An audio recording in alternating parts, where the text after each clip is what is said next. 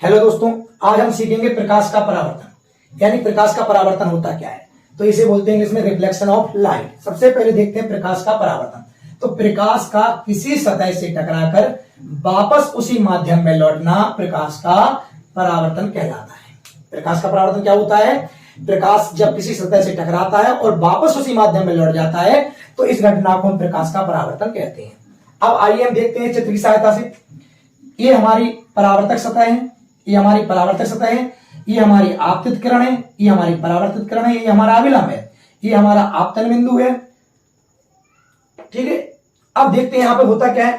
आपतित किरण क्या होती है? जब किसी प्रकाश स्रोत से कोई किरण आती है, सतह पर टकराती है, तो हम उस किरण को आपतित किरण बोलते हैं। और सतह से टकराने के बाद जो किरण लौटकर वापस जाती है उसी माध्यम में, उसे हम बोलते हैं परावर्तित किरण।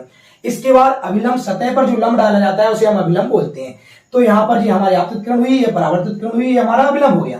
और ये हमारी परावर्तित सतह है। जहां पर आपतित किरण, परावर्तित किरण और अभिलंब सतह को टकराती हैं, उस बिंदु को हम आपतन बिंदु बोलते हैं। अब हम देखते हैं आपतन कोण। आपतन कोण क्या होता है?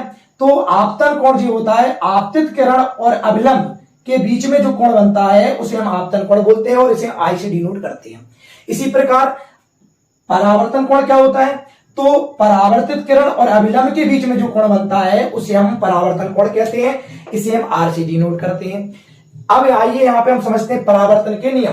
तो परावर्तन के दो नियम होते हैं। पहला नियम है कि आपतन कोण का मान सदैव परावर्तन कोण के बराबर होता है। पहला नियम क्या कहता है कि आपतन कोण का मान सदैव किसके बराबर होता है?